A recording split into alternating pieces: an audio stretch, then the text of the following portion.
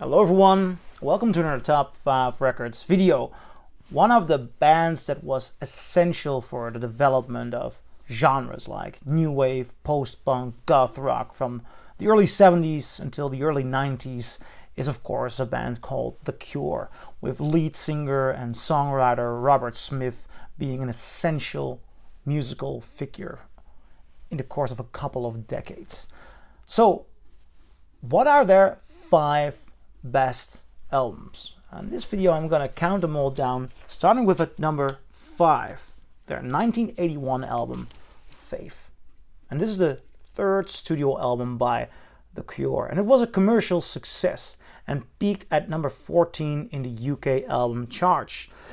Keyboardist Matthew Hadley had left after the promotion for 17 seconds due to disagreements over musical directions.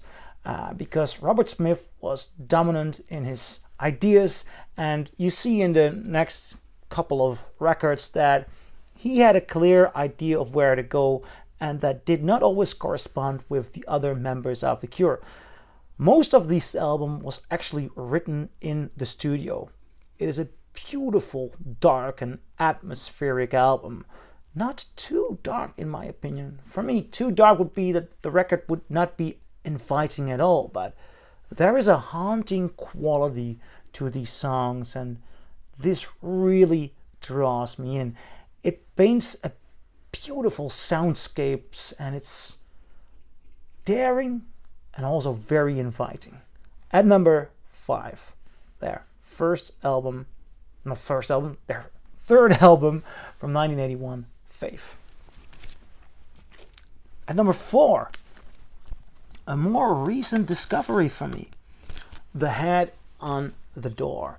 Now, this is The Cure embracing a more pop sound. They left the gloomy, for some people more depressive sounds of their previous records behind, and while staying true to their musical identity, they became more, let's say, radio friendly, and the tone was less somber, more uplifting, still beautiful, atmospheric.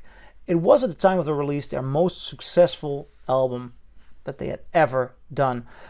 This is the first record on which all the songs were solely written by Robert Smith, and Robert Smith said that he had a couple of inspirations for this record, namely Mirror Moves by the Psychedelic Furs, This Year's Model by Elvis Costello, Low by David Bowie, Kaleidoscope by Susie and the Banshees, and Retus Norvegicus by the Stranglers. Thing is, recent discovery for me, I was really getting into it and enjoying it, and then a friend of mine came over for some beers, and we always play records and drink beers and eat good French cheese, and I thought, you know what, I'll put on Close to Me. He may recognize it. He didn't recognize it. He thought, that's a good song. And I walked away out of the room to get more beers. And then A Night Like This played. And I came back and the friend said, I think this song is even better. And I think, yeah, the entirety of this record is like this. Great track after great track. And it's a pure pleasure to just sit and listen to these songs. At number 4, The Head on the Door. At number 3, Pornography. Now, this is their 4th studio album. And this is the first album with a new producer, Phil Tornelly, though the band also joins in for producing this record. The recording was troubled by in-band fightings. There was heavy drug use, and Robert Smith was seriously battling with depression.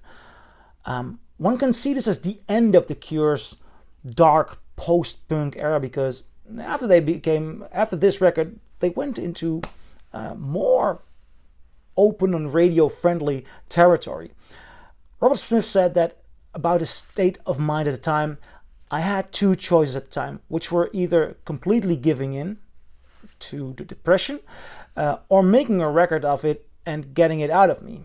He also claims he really thought that was it for the group. I had every intention of signing off. And signing off in, well, I'm afraid you can imagine which way of manner he wanted to sign off. And he wanted to make the ultimate F off record and then sign off. Well, during my previous record, I was holding up the Head on the door, and I said the records before that, there were first a couple of radio-friendly records, then you had this, and talking about the depressive records, I of course meant this one. I think it's fair to say that this one does contain heavy amounts of depression, and I was a little bit too light in the way I talked about it earlier in this video.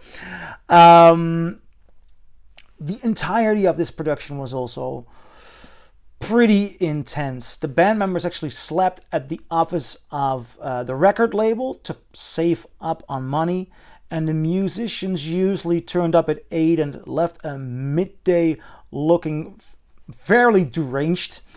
Smith noted at the time, "I lost every friend I had, everyone without exception, because I was incredibly obnoxious, appalling, and self-centered."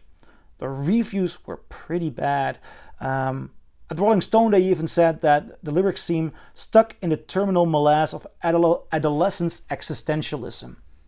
Nevertheless, this record has grown as one of the most impressive records, perhaps even from the 80s, but absolutely by The Cure.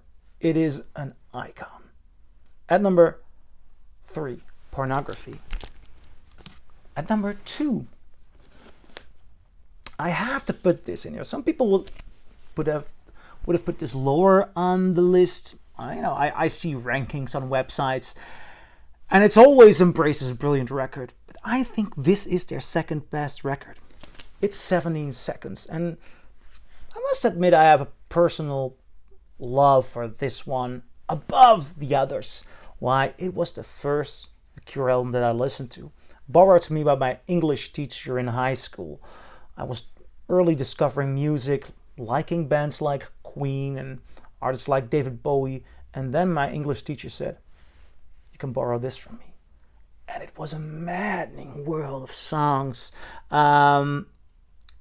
It is such a bizarre new world of sound, opening with A Reflection, but it contains A Forest, my favorite Cure song. So many great songs. You got, the entirety of this is just haunting, mesmerizing. It also has some very interesting influences. Robert Smith said that the records that inspired this one are 5 Leaves Left by Nick Drake, The Isle of Wight Show by Jimi Hendrix, Astral Weeks by Van Morrison, and again, Low by David Bowie. Another interesting element here is that Smith was actually playing guitar for about 2 months for the Banshees, Susie and the Banshees. And he said, "It allowed me to think beyond what we were doing. I wanted to have a band that does what Stephen Severin and Budgie do, where they just get a bass line and a drum part and Susie wails."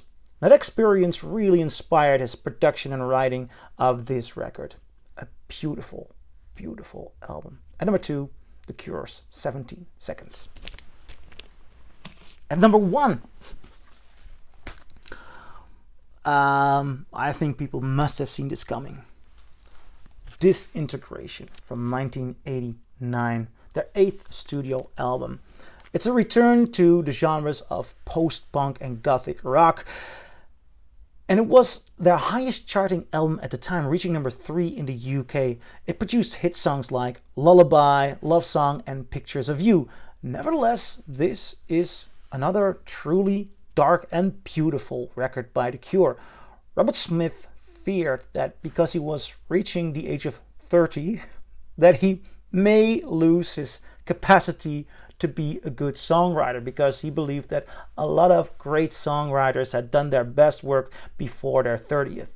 So he got in a different state of mind again. He took stuff that made you hallucinate, and he was not on the right track for himself. For the record, it was beautiful. And this album is the most astonishing opening up into the world of Robert Smith. It is even in Rolling Stone's greatest 500 albums of all time at number 115. At number 1, The Cure's Disintegration. And I'm curious, what do you think? Do you agree? Do you disagree? Leave a comment below and I'll see you in my next video.